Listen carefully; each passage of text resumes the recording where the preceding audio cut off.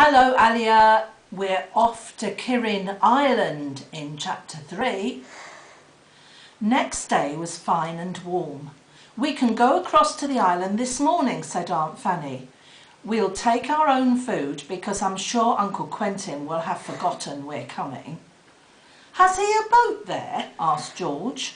Mother, he hasn't taken my boat, has he? No, dear, said her mother. He's got another boat. I was afraid he would never be able to get it in and out of those dangerous rocks round the island, but he got one of the fishermen to take him and had his own boat towed behind with all its stuff in. Who built the tower? Asked Julian. Oh, he made out the plans himself, and some men were sent down from the Ministry of Research to put the tower up for him, said Aunt Fanny. It was all rather hush-hush, really. The people here were most curious about it, but they don't know any more than I do. No local man helped in the building, but 1 or 2 fishermen were hired to take the material to the island and to land the men, and so on. It's all very mysterious, said Julian. Uncle Quentin leads rather an exciting life, really, doesn't he? I wouldn't mind being a scientist myself.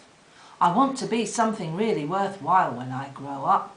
I'm not just going into somebody's office. I'm going to be on my own. I think I shall be a doctor, said Dick. I'm off to get my boat, said George, rather bored with this talk. She knew what she was going to do when she was grown up.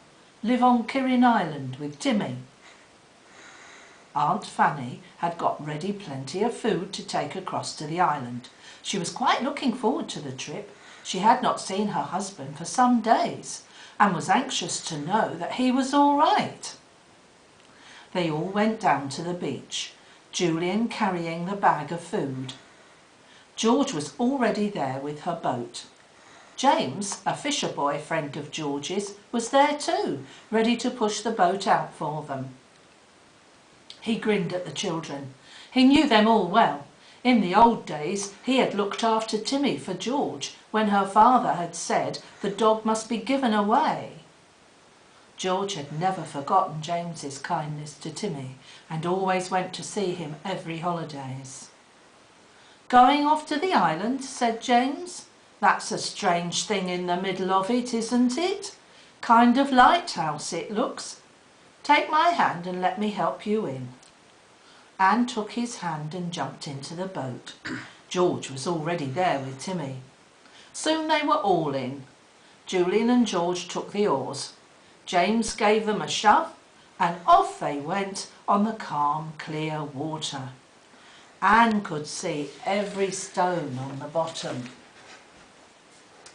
Julian and George rowed strongly. They sent the boat along swiftly. George began to sing a rowing song and they all took it up. It was lovely to be on the sea in a boat again. Oh, holidays, go slowly. Don't rush away too fast. George, said her mother nervously as they came near to Kirrin Island, you will be careful of these awful rocks, won't you? The water's so clear today that I can see them all, and some of them are only just below the water. Oh, Mother, you know I've rowed hundreds of times to Kirrin Island, laughed George. I simply couldn't go on a rock. I know them all, I really do. I could almost row blindfold to the island now. There was only one place to land on the island in safety. This was a little cove, a natural little harbour running up to a stretch of sand. It was sheltered by high rocks all round. George and Julian worked their way to the east side of the island, rounded a low wall of very sharp rocks, and there lay the cove, a smooth inlet of water running into the shore. Anne had been looking at the island as the others rowed. There was the old ruined Kirrin Castle in the centre, just the same as ever. Its tumble-down towers were full of jackdaws as usual. Its old walls were gripped by ivy. "It's a lovely place," said Anne with a sigh. Then she gazed at the curious tower that now rose from the centre of the castle yard. It was not built of brick, but some smooth, shiny material which was fitted together in sections. Evidently, the tower had been made in that way so that it might be brought to the island easily and set up there quickly. "Isn't it strange?" said Dick. "Look at that little glass room at the top, like a lookout room. I wonder what it's for." "Can anyone climb up inside the tower?" asked Dick, turning to Aunt Fanny. "Oh yes, there's a narrow spiral staircase inside," said his aunt. "That's about all there is inside the tower itself. It's the little room at the top that's important. It has got some extraordinary wiring there, essential to your father's experiments. I don't think he does anything with the tower. It just has to be there, doing something on its own, which has a certain effect on the experiments he's making." Anne couldn't follow this. It sounded too complicated. "I should like to go up the tower," she said. "Well, perhaps your uncle will let you," said her aunt. "If he's in a good temper," said George. "Now, George, you're not to say things like that," said her mother. The boat ran into the little harbour and grounded softly. There was another boat there already, Uncle Quentin's. George leapt out with Julian, and they pulled it up a little further so that the others could get out without wetting their feet. Out they all got, and Timmy ran up the beach in delight. "Now, Timmy," said George warningly, and Timmy turned a despairing eye on his mistress. Surely she wasn't going to stop him looking to see if there were any rabbits. Only just looking. What harm was there in that? Ah, there was a rabbit, and another, and another. They sat all about, looking at the little company coming up from the shore. They flicked their ears and twitched their noses, keeping quite still.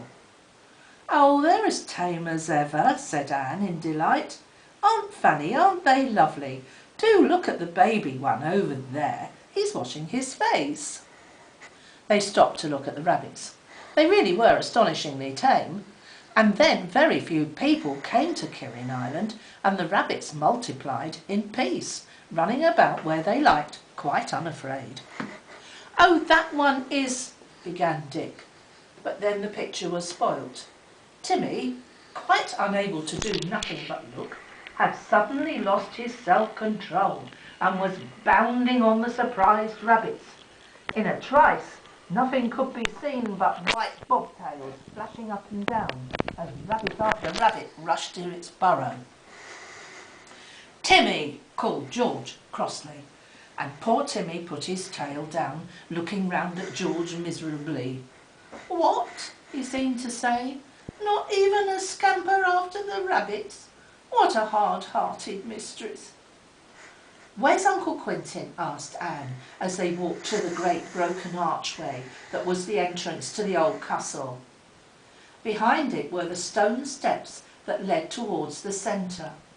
They were broken and irregular now. Aunt Fanny went across them carefully, afraid of stumbling, but the children, who were wearing rubber shoes, ran over them quickly. They passed through an old ruined doorway into what looked like a great yard. Once there had been a stone-paved floor, but now most of it was covered by sand and by close-growing weeds or grass. The castle had had 2 towers. One was almost a complete ruin, the other was in better shape. Jackdaws circled round it and flew above the children's heads, crying, "Jack, Jack, Jack!" "I suppose your father lives in the little old room with the 2 slit-like windows," said Dick to George.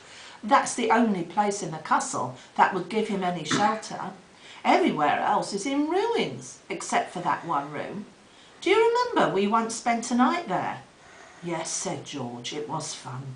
I suppose that's where father lives. There's nowhere else, unless he's down in the dungeons." "But no one would live in the dungeons, surely, unless they simply had to," said Julian. "They're so dark and cold." "Where is your father, George? I can't see him anywhere." "Mother, where would father be?" asked George. "Where's his workshop? In that old room there?" She pointed to the dark, stone-walled, stone-roofed room, which was really all that was left of the part in which people had long ago lived. It jutted out from what had once been the wall of the castle. "Well, really, I don't exactly know," said her mother. "I suppose he works over there. He's always met me down at the cove, and we've just sat on the sand and had a picnic and talked. He didn't seem to want me to poke round much." "Let's call him," said Dick. So they shouted loudly, "Uncle Quentin! Uncle Quentin! Where are you?" The jackdaws flew up in fright, and a few gulls, who had been sitting on part of the ruined wall, joined in the noise, crying, "Yoo! Yoo! Yoo!" over and over again. Every rabbit disappeared in a trice. No Uncle Quentin appeared. They shouted again, "Uncle Quentin! Where are you?" "What a noise," said Aunt Fanny, covering her ears. "I should think that Joanna must have heard that at home. Oh dear, where is your uncle? This is most annoying of him. I told him I'd bring you across today." "Oh well, he must be somewhere about," said Julian cheerfully. "If Mohammed won't go to the mountain, then the mountain must go to Mohammed. I expect he's deep in some book or other. We'll hunt for him." "We'll look in that little dark room," said Anne. So they all went through the stone doorway and found themselves in a little dark room, lit only by 2 slits of windows. At one end was a space or recess where a fireplace had once been, going back to the thick stone wall. "He's not here," said Julian in surprise. "And what's more, there's nothing here at all. No food, no clothes, no books, no stores of any sort. This is not his workroom, nor even his store." "Then he must be down in the dungeons," said Dick. "Perhaps it's necessary to his work to be underground, and with water all round. Let's go and find the entrance. We know where it is, not far from the old well in the middle of the yard. And I've got to stop now, darling, and have a drink of water, so I'll start again in a minute." Do I stop?